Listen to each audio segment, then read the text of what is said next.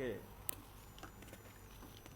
पिछली 11 तारीख को प्रदेश में अचानक जो वर्षा की अधिकता और फिर पहाड़ों से जो पानी आया, एक बाढ़ की स्थिति बनी। लगातार हमारी सरकार, हमारा एडमिनिस्ट्रेशन लोगों के बचाव के लिए, व्यवस्थाओं को ठीक करने के लिए पहले दिन से ही एक्टिव हो गया था।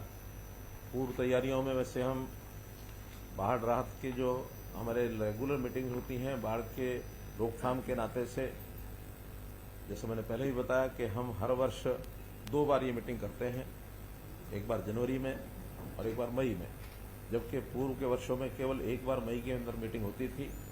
लेकिन हम उसको पूर्व एक प्रकार से अनुमान के हिसाब से, या जहां कहीं पिछले काम करने की आवश्यकता लगती है तो हमने जो शीघ्र जल्दी करने के काम, छोटे काम हैं, आने वाले समय में बाढ़ से प्रभावित वो इलाका ना हो सके, तो शॉर्ट टर्म काम वो हम जनवरी में जब शुरू करते हैं, मई जून तक पूरे हो जाते हैं।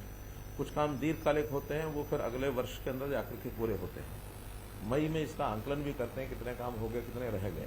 पर्याप्त हमारी व्यवस्थाएं ठीक थी, लेकिन चूंकि पानी जिस कदर और जिस मात्रा में आया, उसका अनुमान लगाना कई बार कठिन होता है।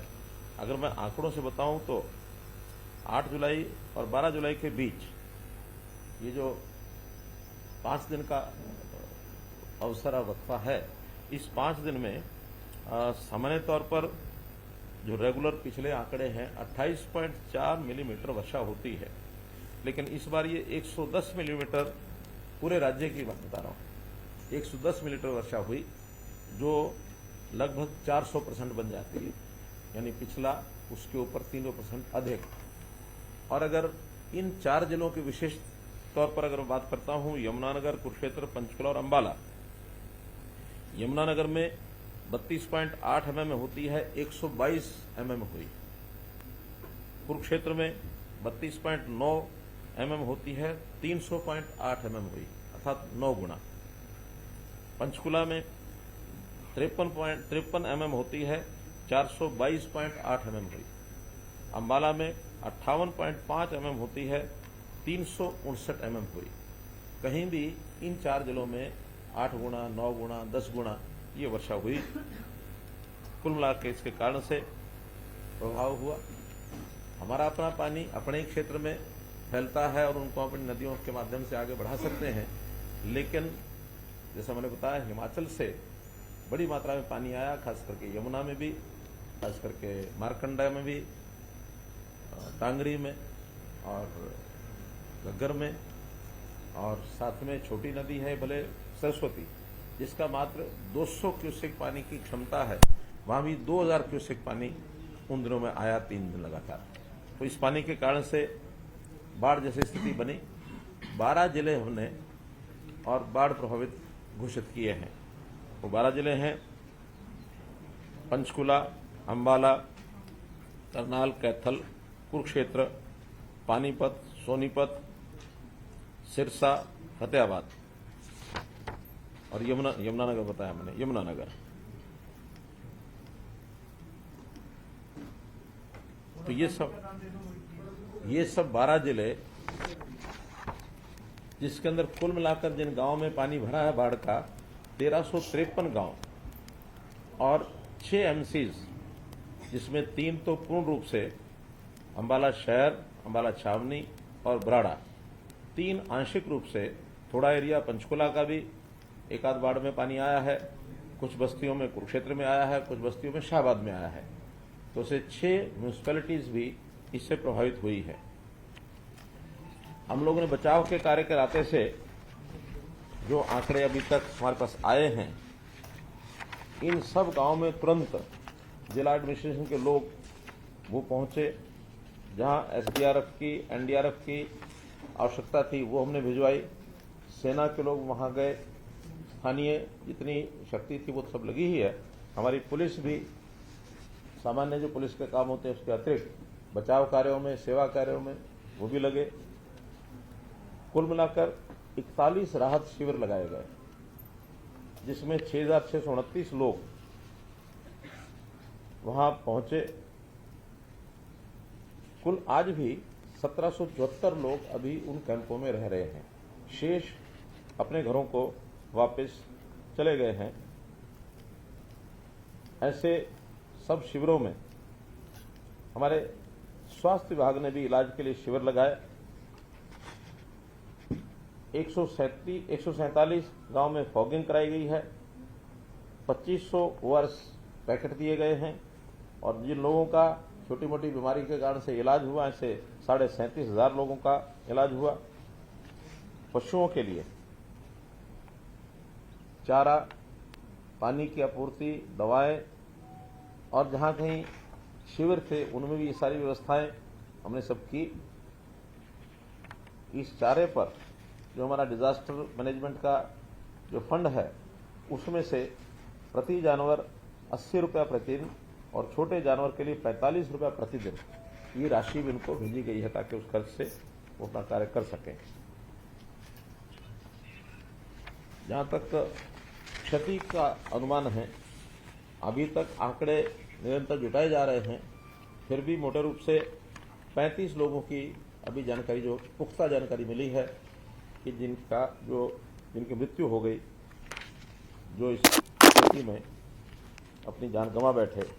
ऐसे ही घायलों की संख्या पूरी एकदम एग्जैक्ट नहीं है, लेकिन फिर भी कुछ लोग घायल हैं, कुछ हॉस्पिटलाइज्ड हैं।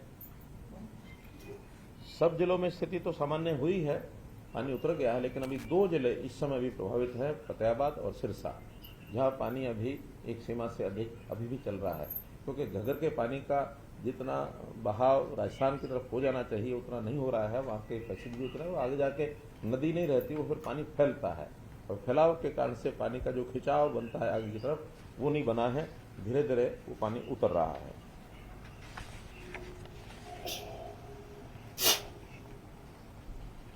बाढ़ प्रभावित इलाके में जो पशुओं के भी शिविर हमने लगाए हैं, पशुओं का टीकाकरण ये प्रारंभ हो चुका है।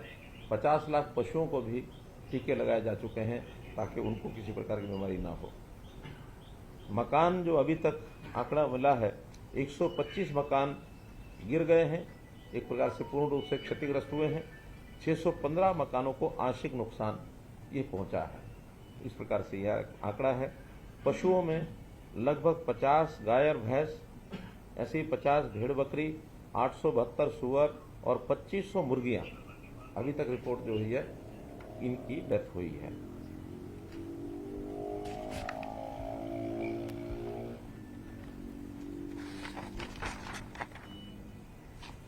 इसके अलावा जो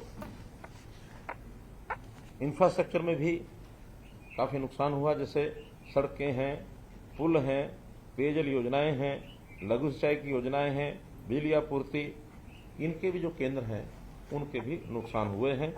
उसमें बहाल कार्य, उनकी सारी सर्विसेज को बहाल करने के लिए प्रशासनिक सचिवों को हमने इन सब जिलों में एक्टिव किया है। एक एक हमारे प्रशासनिक सचिव पहले से उन जिलों में जाते हैं, लेकिन इस आपदा के समय सबको निर्देश दिया गया कि इन जिलों में जाकर के इन सब चीज़ों का ध्यान रखें, डिप्टी कमिश्नर से सहयोग करें और उसमें सारी चीज़ स्पीडली हो जाए। इनकी मरम्मत के लिए हमने एससी की अध्यक्षता में कमेटियां गठित कर दी हैं।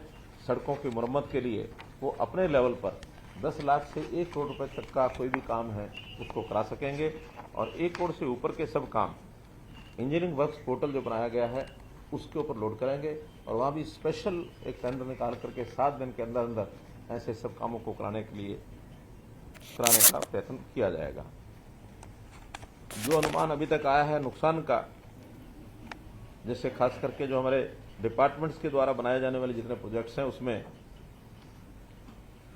लाइनिंग, बांध, नदियों के किनारों के कटाव, जो ऐसे प्रोजेक्ट्स हैं, लगभग 399 प्रोजेक्ट्स के ऊपर ये नुकसान हुआ है और अभी जो उसका अनुमान लगा है कि 90 करोड़ रुपया उसके ऊपर खर्च आएगा। 1142 किलोमीटर लंबी 996 सड़कें ऐसे हैं जो तुरंत जिसकी मरम्मत की आवश्यकता रहेगी, कहीं उसको नया बनाने की भी आवश्यकता पड़ सकती है। 230 करोड़ रुपए का बजट इसके लिए भी लगेगा। बारिश और बाढ़ से राज्य में 3,369 खंभे बिजली के वो या टेढ़े हो गए हैं या गिर गए हैं।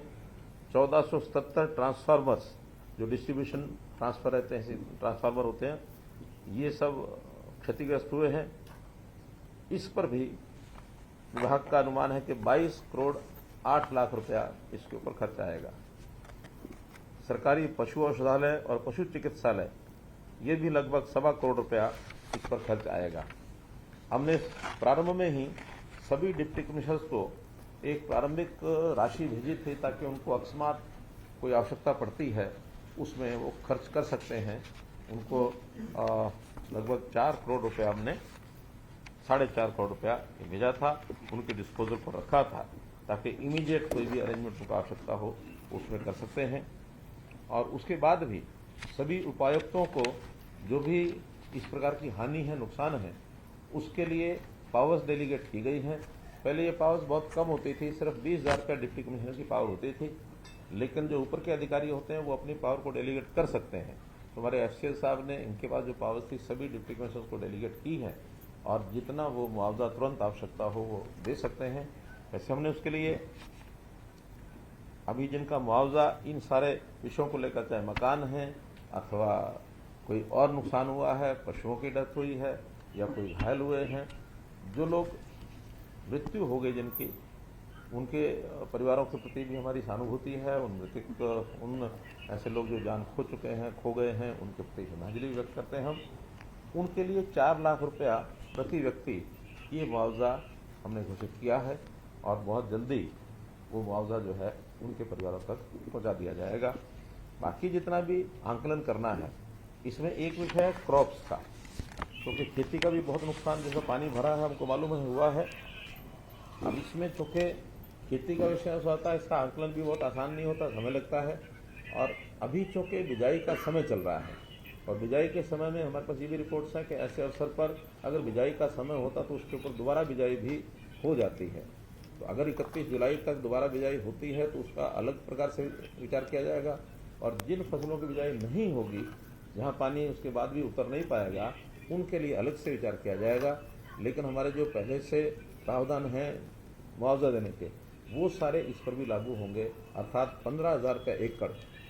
क्योंकि इसमें इंश्योरेंस वगैरह के लोग इंश्योरेंस नहीं देते हैं जब तक वो पक्की फसल के हिसाब से ही देते हैं, और अभी इंश्योरेंस हुआ भी नहीं है, वो भी प्रोसेस में है। लेकिन हम वो 15,000 का 100% का जो खराबा है उसके हिसाब से देंगे।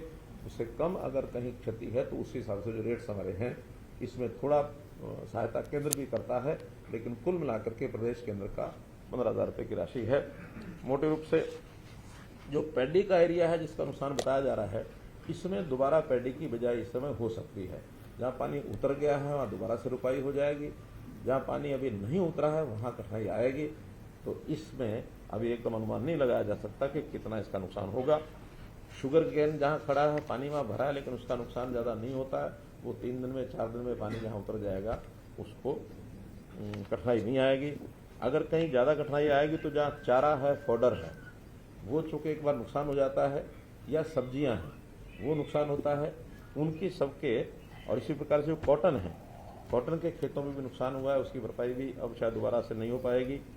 मेज़ है, पल्सेज हैं, खरीफ ऑयल सीड है, और जो फुटकर जितनी भी फसलें होती हैं, तो ऐसे लगभग ये 18,000 एकड़ ऐसी चीज़ें हैं जो प्राय समाप्त